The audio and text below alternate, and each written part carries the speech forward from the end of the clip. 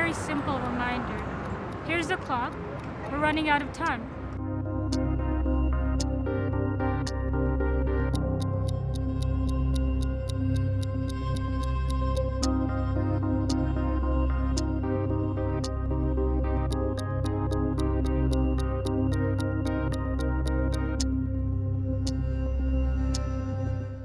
This number is not, let's wait 6 years and then take climate action. It's within 6 years, we have to have this number be 100% or else we're screwed.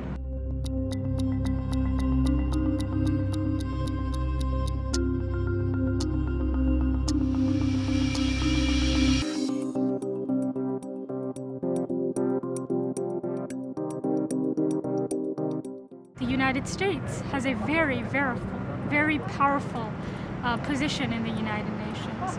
On the juxtaposition of that, we also contribute to the most carbon emissions in the world, and we are a leading nation in the climate crisis. When we look at this timeline and we look at the percentage of renewable energy, it's also about really not the technology needs, but about whether politicians are going to stand up to the moment, whether they're actually going to continue to talk and just allow for markets to slowly make progress, or are we actually going to make provisions, we're actually going to provide subsidies, we're actually going to enforce policy that progresses the movement. Rejoining the Paris Agreement and stopping the Keystone Pipeline, those were great starts, but we can't stop there. We have to halt all new fossil fuel infrastructure, stop all the pipelines, switch to 100% renewable energy, ban fracking, we need a Green New Deal, and we need all of this fast. The top demands are keep our temperature below 1.5 degrees of warming, stop any new fossil fuel infrastructure, make sure that we transition in a just way to renewable energy,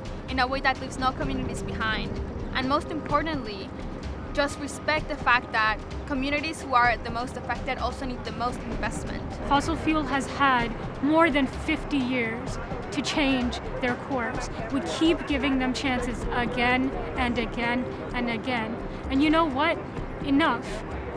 Why are we giving the villain the power to write our story? This is a timeline that we are outlining for our elected representatives because they're going to continue to represent us. They have to effectively meet the moment and meet the target in the timeline that's presented here. We know that if we don't act within that time, a lot of the things that we love and hold dear will be lost. And for Indigenous communities, that goes a lot deeper, because when you lose biodiversity, you lose culture and tradition. The climate crisis doesn't exist separate from all other issues. It is intersectional. Climate justice is racial justice, is gender justice, is economic justice, is LGBT rights. All of these issues that we fight for, they are all interconnected, and that is what climate justice is acknowledging that the climate crisis didn't emerge from a vacuum and it doesn't exist in a vacuum. I grew up in Pakistan. My family all lives in Pakistan.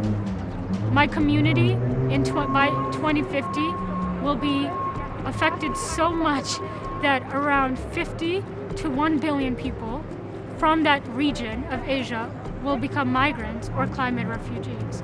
They will have to wash up onto these very shores, to the United States, to the UK, to Germany. And what I fear is we will treat them the way we treated Syrian refugees in the past and let the babies wash up dead on our shores for a crisis we caused. Sometimes we can get lost in the doomism of how short of a timeline that we have, but there's so much hope. We have youth and other people who are taking action, and so join a movement of people coming together to demand action from our world leaders, because we still do have time. We need to be optimistic about our ability to change the world, our ability to come together, our ability to move from individualism to cooperation. We've done it before and we can do it again.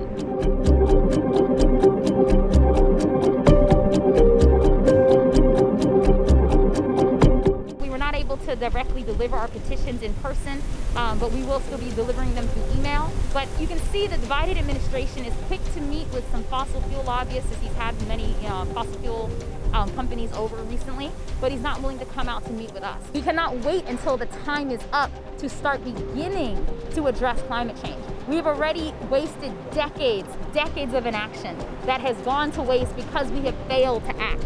So we are telling him that this is his time, this is his term to change this country and to help change this world.